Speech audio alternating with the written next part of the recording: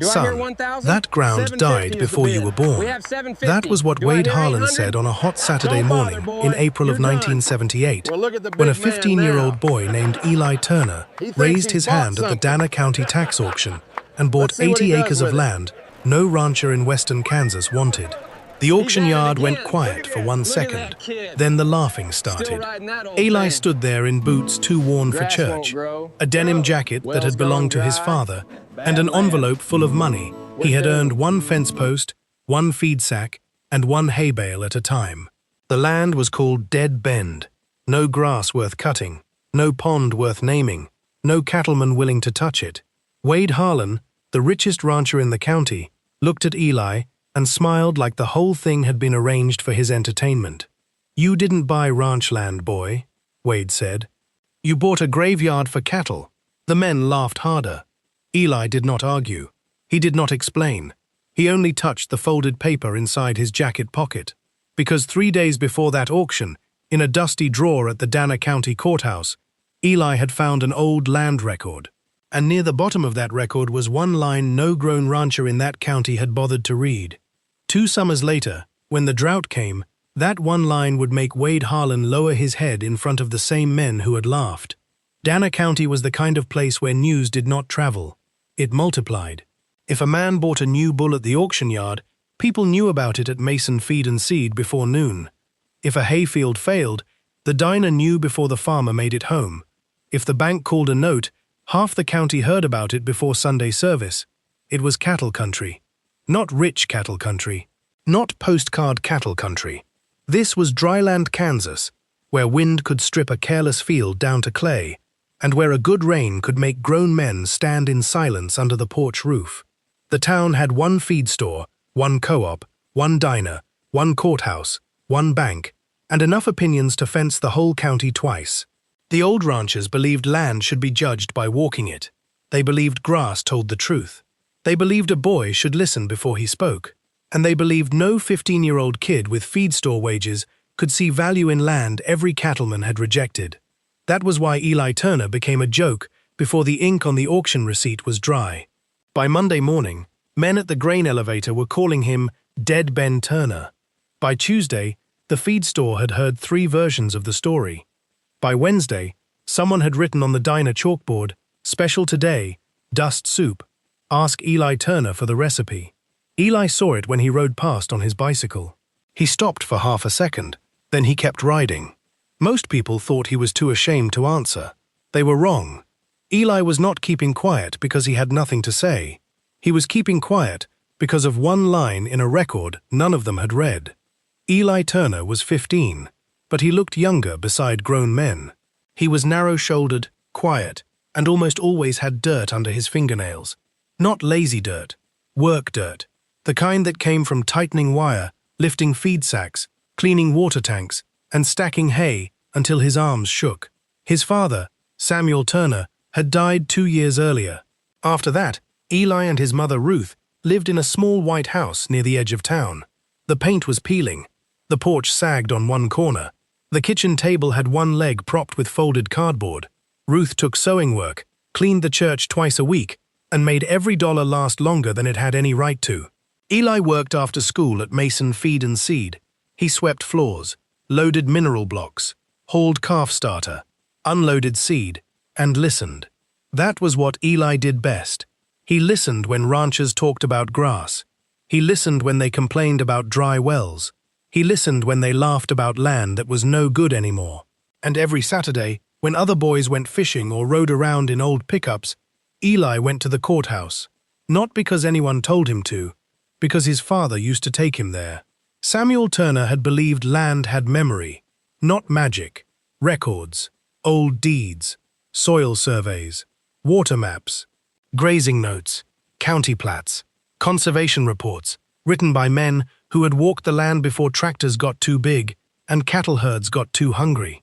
Eli still remembered his father tapping 1 finger on a map and saying, "Before you call land worthless, find out what it used to be." After Samuel died, Eli kept his father's papers in a biscuit tin under his bed. Inside were 3 things he touched almost every night: a cracked compass, a carpenter pencil worn down to half its size, and a folded note in his father's handwriting. Water doesn't disappear. Men just stop looking in the right place. That sentence was why Eli noticed Dead Bend. That sentence was why he searched old county files. And that sentence was why he did not flinch when Wade Harlan laughed at him, because the record in Eli's pocket did not say Dead Bend. It said something else. Dead Bend sat 6 miles north of town, where the county road dipped toward an old creek bed that had not carried steady water since before Eli was born. It was 80 acres on paper. In person, it looked smaller because there was nothing on it worth admiring. The west fence sagged so low a calf could step over it. The north corner had cedar posts leaning at odd angles like tired men. A broken windmill stood near the draw, one blade missing. The tower twisted from some storm nobody remembered. The soil was the worst part. White crust showed in the low spots. Rainwater ran off instead of soaking in. In summer, the ground cracked open in hard lines, and the grass that did grow was thin cheatgrass and scattered sage. 3 men had owned that land in 20 years. All 3 gave up. One tried cattle and lost weight on every head. One tried plowing and brought up clay. One rented it cheap to Wade Harlan, who pulled his cattle off after 6 months and told everyone at the co-op, "You could starve a cow just by pointing it at that field." After that, people stopped using the parcel number. They called it Dead Bend.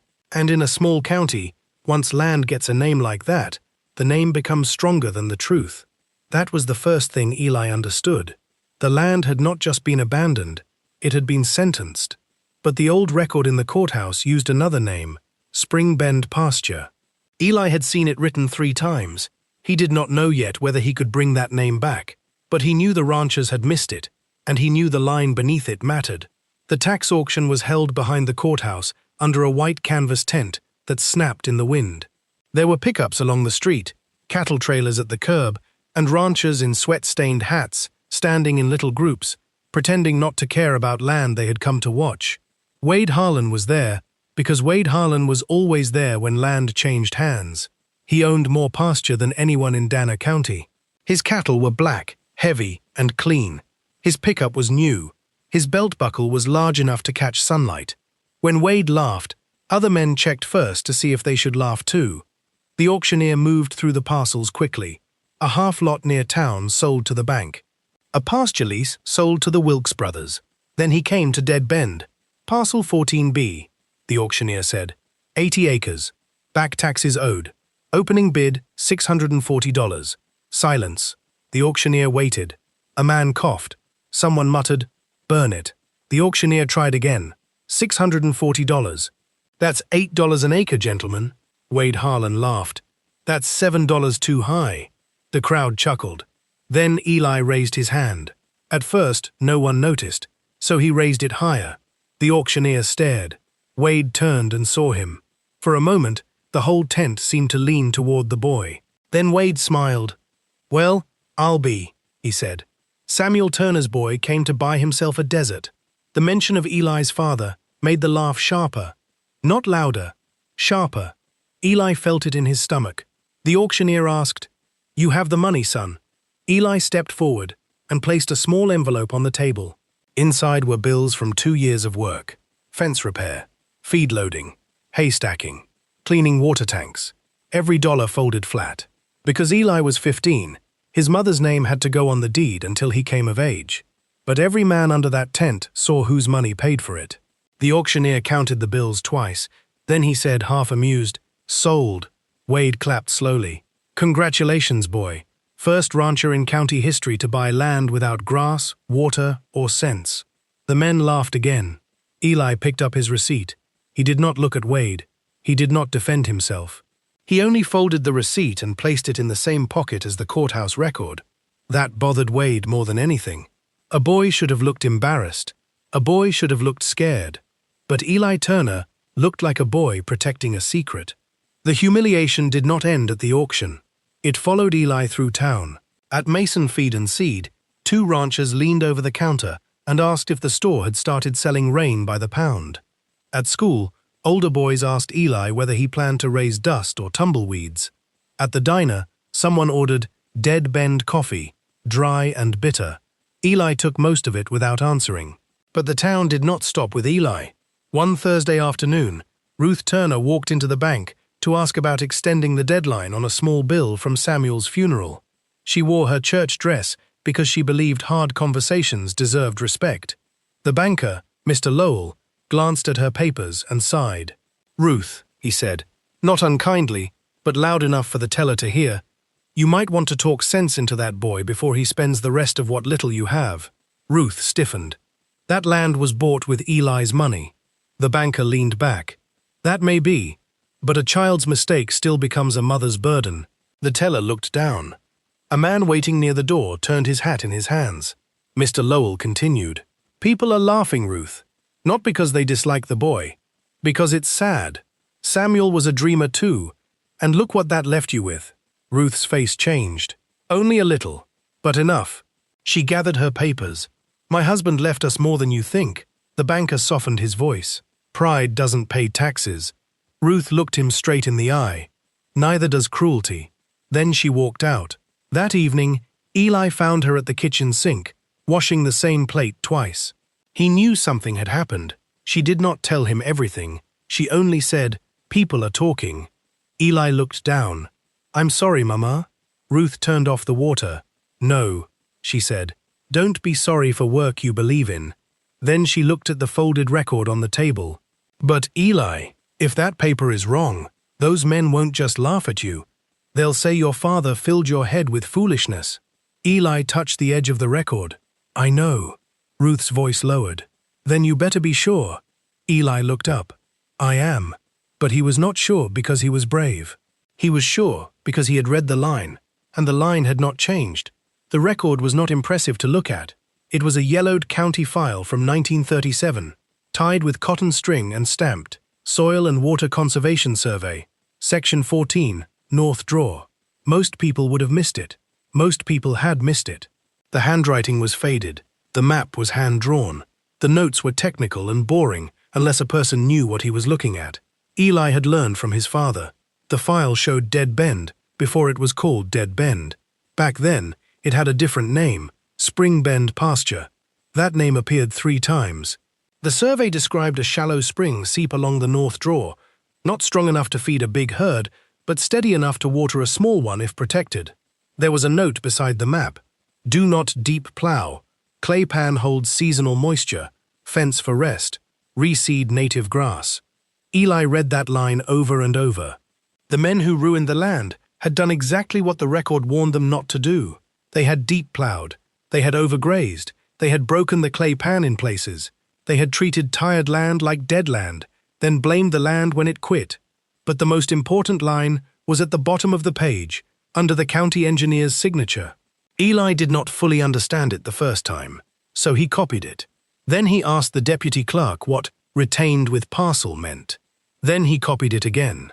That line said, "Natural seep and livestock water access, retained with parcel, not subject to abandonment unless formally released."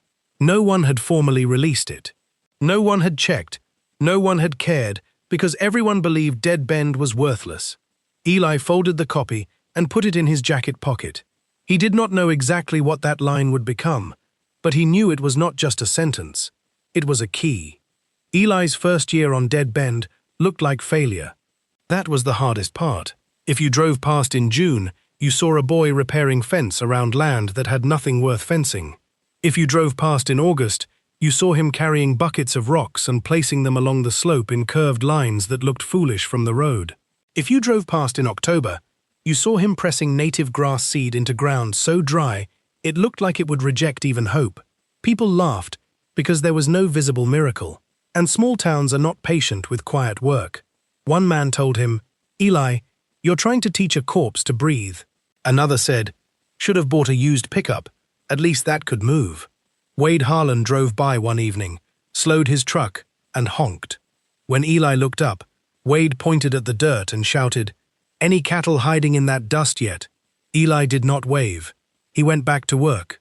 He rebuilt the west fence first, not because it mattered yet, but because his father had once said, "A man who cannot hold a boundary cannot heal land." He left the broken windmill alone. The record had not said windmill. It had said spring seep. So he went to the North Draw. The ground there was different. Not green, not wet, but different. The cracks were narrower. The soil smelled darker 6 inches down. On certain mornings, when the air was cool, Eli saw the faintest dampness under the old cottonwood. He dug carefully, not like a boy hunting treasure, like someone trying not to harm the only witness.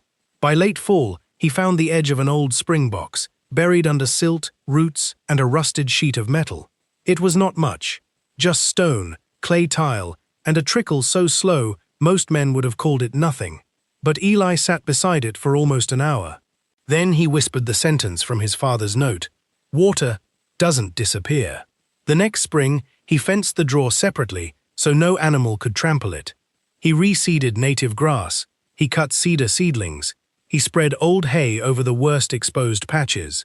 He took notes every Saturday: soil moisture, grass height, wind direction, rainfall, places where water stayed, places where it vanished. And on the first page of that notebook, he copied the line from the county record. Not because he expected anyone to ask, because he knew someday someone would. By the second spring, Wade Harlan stopped laughing from a distance and started watching. Not because the land looked good, it still did not, but because Eli had not quit. That irritated Wade. A foolish boy was easy to mock. A patient boy was harder. One afternoon, Wade pulled his truck beside the fence while Eli was tightening wire. He left the engine running. "I'll give you $300 for it," Wade said. Eli kept working. Wade smiled. "That's generous. More than it's worth." Eli looped the wire and pulled it tight. "No, sir." Wade's smile faded a little. "You paid $640. I'm offering you a way to get half your mistake back." "No, sir." Wade stepped out of the truck. "You think that paper in your pocket makes you smarter than every rancher in this county?" Eli looked at him. "No, sir. I think it makes me slower to call something dead." Wade's face hardened. "You listen to me, boy. Men like me have buried more money in bad land than you've ever held in your hand. That pasture will break your heart, and when it does, don't come crying to people who warned you." Eli turned back to the fence. Wade climbed into his truck and slammed the door. Before driving away, he shouted, "When the tax bill comes, you'll learn what dead land costs." That night, Eli counted his money twice. He was short, so he took more work. He cleaned out barns, fixed fence, helped old Mrs. Keller patch her chicken house, unloaded feed before school, and swept the store after closing. Every dollar went into a coffee can marked "Dead Ben Tax." By December, he had enough. He paid the tax bill himself. At the courthouse counter, Deputy Clerk Ellen Price looked at the receipt and said, "You're serious about that place, aren't you?" Eli folded the receipt. "Yes, ma'am." She looked toward the record room, then back at him. "Still carrying that old survey?" "Yes, ma'am." She lowered her voice. "Then don't lose it." Eli looked at her. For a moment, he wondered if she knew what that one line meant. But Ellen only stamped the receipt and slid it back. "Some papers matter more after people laugh at them," she said. The drought did not arrive like thunder. It came quietly. First, spring rain missed Dana County by 20 miles. Then the ponds dropped. Then the wheat curled. By June of 1980, every rancher in the county was watching the sky with the same tired anger. By July, cattle were nosing dry creek beds. By August, hay prices doubled. The co-op board posted a notice about emergency grazing. The diner stopped joking about dust because dust was all anyone had. Wade Harlan's big pastures turned brown from the ridges down. He had cattle on land that looked good in normal years, but normal years had ended. His stock ponds shrank to mud rings. His wells still worked, but water at the tank did not mean grass in the pasture. He started selling cattle early, not all at once. Proud men never panic in public. But people saw the trailers. They saw the auction receipts. They saw Wade at the sale barn with his jaw tight, while buyers bid low on cattle he had not wanted to sell. And then someone noticed Dead Bend. It was Mrs. Keller first. She was riding with her nephew when they passed Eli's fence. She saw a faint green line in the north draw and told the women at church. By Monday, half the county had heard. By Tuesday, trucks were slowing on the road. By Wednesday, Wade Harlan parked at the fence and stared. Dead Bend was not lush. It was not paradise. But in the middle of a drought, It had something Wade's best ridge pasture did not: life. Native grass stood thin but real along the draw. The fenced spring box held a slow trickle into a protected basin. The soil around the contour lines had caught enough moisture to keep green patches alive. It did not look like much to people who wanted a miracle, but to ranchers watching their land burn brown, it looked impossible. And impossible things make proud men nervous, especially when they begin with a boy they once called foolish. The accusation began at Mason Feed and Seed. Wade Harlan walked in carrying his hat in one hand, which meant he wanted people to think he was calm. Eli was behind the counter sorting invoices. There were 6 men in the store. Wade looked at all of them before he looked at Eli. "You've got water on Dead Bend." Eli said nothing. Wade stepped closer. "In a drought like this, a boy doesn't get green grass on dead land unless he's taking water that isn't his." The store went silent. One man shifted his boots. Another looked at Eli, then looked away. Eli felt the old heat rise in his face, the same heat from the auction tent. But this was worse. At the auction, they had called him foolish. Now Wade was calling him dishonest. Eli spoke carefully. "I'm not stealing water." Wade laughed once. "Then what are you doing? Praying harder than the rest of us?" A few men smiled, but not as easily as before. Wade leaned over the counter. "You think we don't know land? You think you can hide a hose, a ditch, a tapped line, whatever trick you found?" Eli held Wade's eyes. "No, sir." "No, sir, what?" "No trick." Wade turned to the men. "You hear that?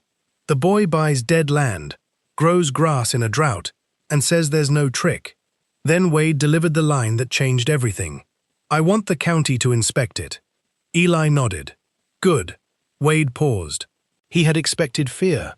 Eli reached under the counter, took out a folder, and placed it flat on the wood. "Bring the county official," Eli said. "And bring the record book." Wade's expression changed.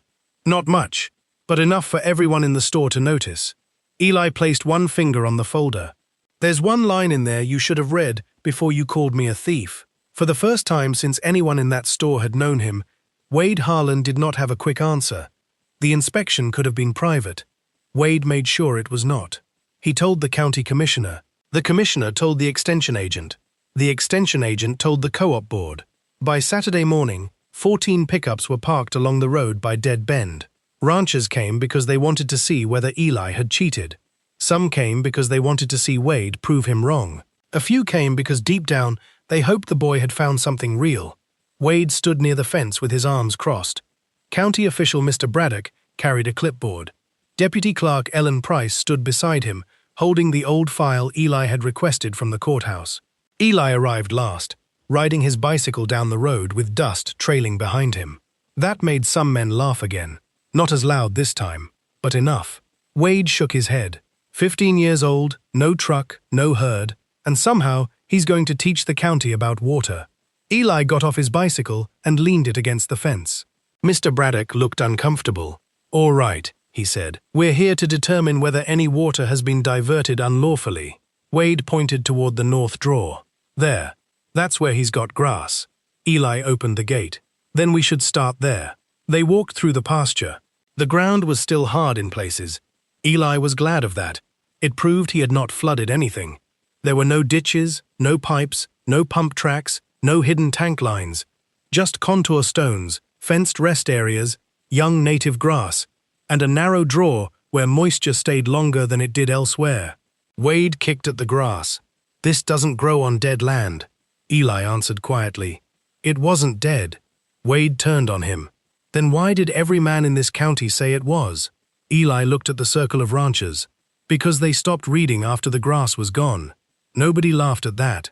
Ellen Price tightened her grip on the old file. Because now the inspection was no longer about water. It was about whether the whole county had ignored the same line. Deputy Clerk Ellen Price untied the cotton string around the old file. The wind moved the pages as she opened it. Eli stood beside her. Wade stood across from them. Every rancher leaned closer, though most pretended they were not. Ellen read the heading, Soil and Water Conservation Survey, Section 14, North Draw, recorded October 3rd, 1937. Wade rolled his eyes. "Old paper doesn't make water." Eli said, "No, sir, but it tells where men found it." Ellen continued. Former pasture name, Spring Bend. That caused the first murmur. Cole Wilkes frowned. Spring Bend, his brother said. I never heard it called that. Eli looked at Wade. No one my age has. Ellen read the next line. Shallow springs seep under north draw. Recommended protection from trampling. Fence for recovery. Avoid deep plowing of clay pan. The men looked toward the draw, then toward the old windmill, then back at the paper. Wade's jaw tightened. That doesn't prove a water right. Eli nodded to Ellen. She turned the page, and there it was. The line Eli had copied by hand. The line he had carried through the auction. The line he had kept beside his tax receipts. The line Wade should have read before he laughed. Ellen read it slowly, because she understood now that the whole county was listening. Natural seep and livestock water access retained with parcel, not subject to abandonment unless formally released. Nobody spoke. Even the wind seemed loud. Mr. Braddock took the file and checked the parcel number. Then he checked Eli's deed. Then he checked the county map. The silence stretched. Finally, he said, It appears the boy owns the parcel, and the water access was retained with it. Wade said, That seep hasn't run in years. Eli answered, It ran when it was protected. Wade pointed at him. You expect us to believe a 15-year-old boy restored what grown men couldn't? Eli looked toward the springboks. No, sir. I expect you to believe the record.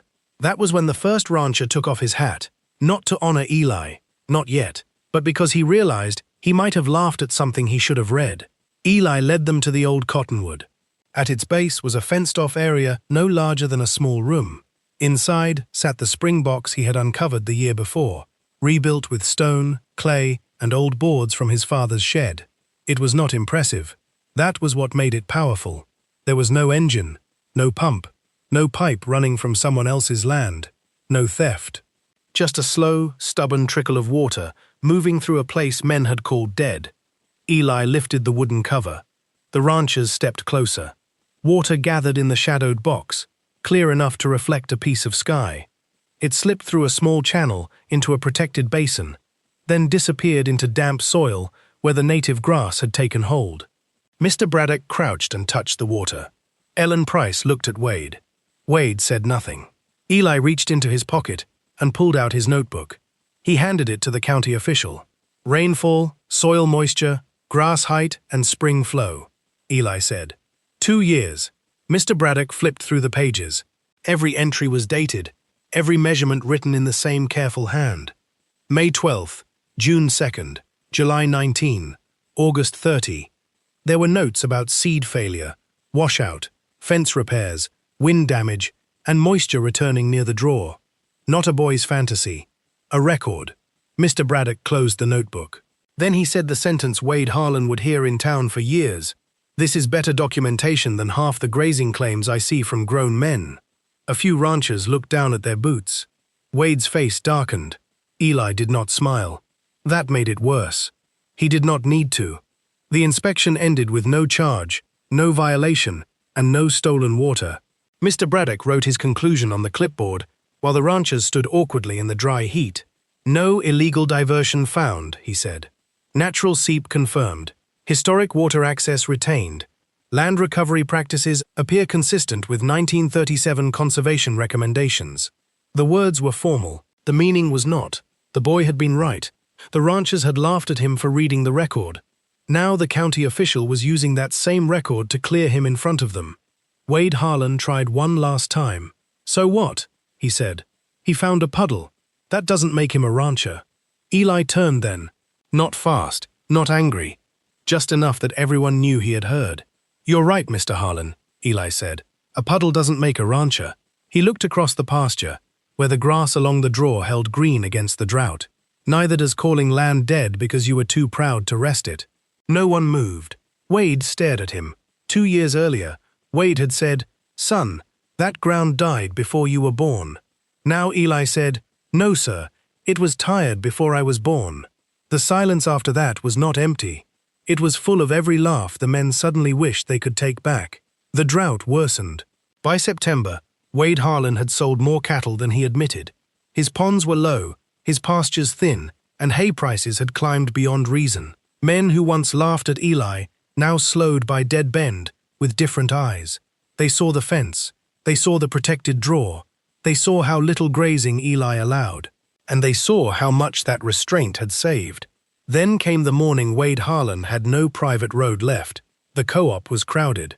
Ranchers stood near the bulletin board, studying hay prices nobody liked. The emergency grazing notice had been pinned crooked near the counter. Men spoke quietly, because drought makes loud men tired. Eli was there buying salt and 2 more rolls of wire. His mother stood beside him, counting bills carefully. Wade came in through the front door. The bell rang once. Then the store went quiet. Everyone saw him. Everyone knew. Wade's south pasture had failed.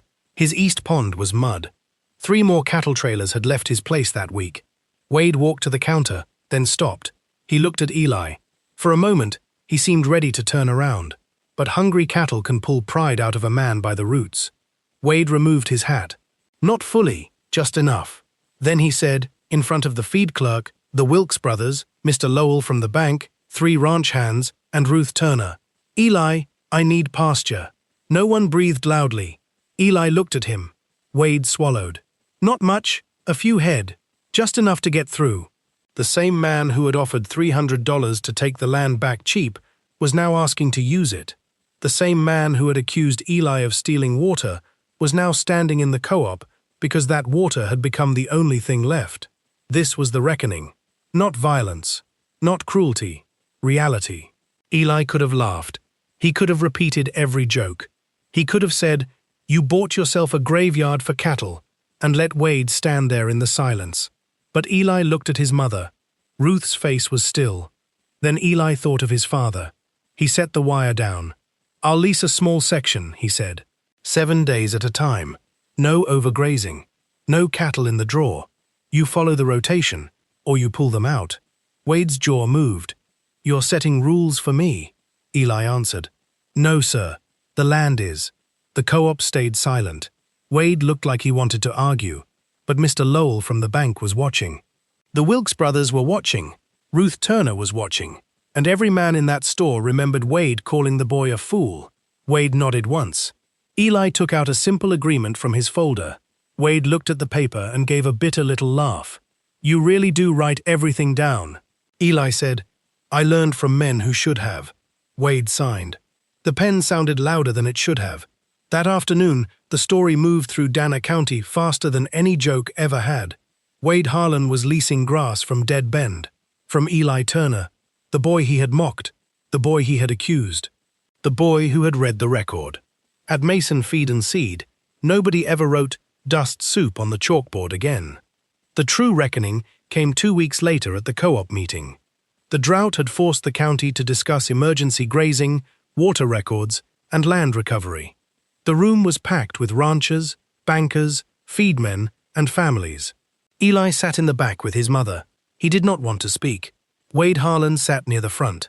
For most of his life, Wade had spoken like a man expecting agreement.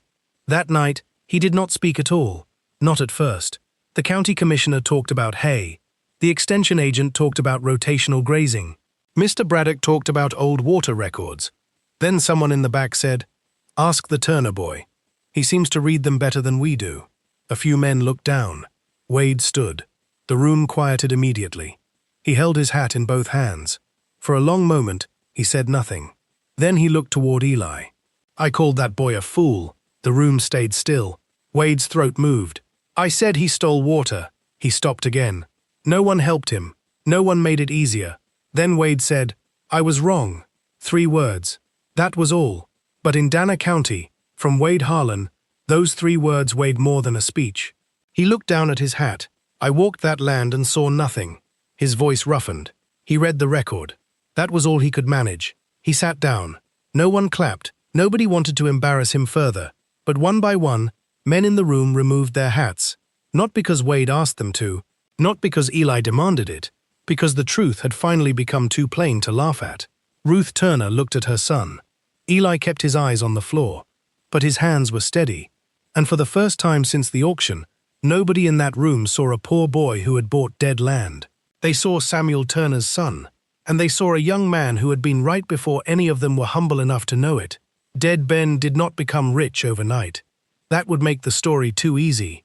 The land recovered slowly, one season at a time. Eli kept the grazing light. He protected the spring. He let native grasses seed themselves. He repaired the windmill, not to pump water from deep underground, but to fill a small emergency tank during wet months. He refused to overuse the pasture, even when people offered good money. Land that just got its breath back shouldn't be made to run, he would say. By the third year, the white crust had faded in protected areas. By the fourth year, buffalo grass thickened along the slope. By the fifth year, people stopped calling it Dead Bend, unless they were telling the old story.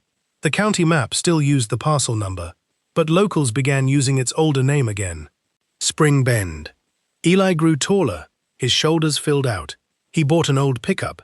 He kept working at the feed store, then studied soil conservation through extension courses, then started helping neighbors search old records before they gave up on land too quickly. Ranchers came quietly at first. They brought deeds, maps, water notes, old leases, forgotten easements.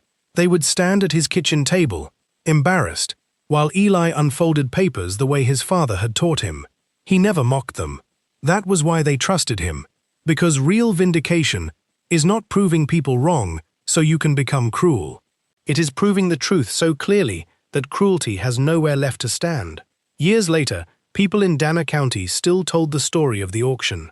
They remembered Wade Harlan laughing under the canvas tent. They remembered the boy on the bicycle. They remembered the 80 acres no rancher wanted. They remembered Ruth Turner standing in the bank while people called her son's work a mistake. They remembered the old record tied with cotton string. But the part they told most was not the purchase. It was not even the spring box. It was the day Wade Harlan stood in front of the co-op and said, because that was the day Dead Bend stopped being a joke, and it was the day the county learned something most men only learn after losing too much. Land does not become worthless just because proud people stop understanding it. Old records are not dead paper. Quiet boys are not foolish boys. And sometimes the thing everyone laughs at is not dead at all. It is only waiting for someone patient enough to read what others ignored. Eli Turner was 15 when he bought the land. The ranchers laughed first, but when the drought came and the record was read out loud, not one of them laughed last.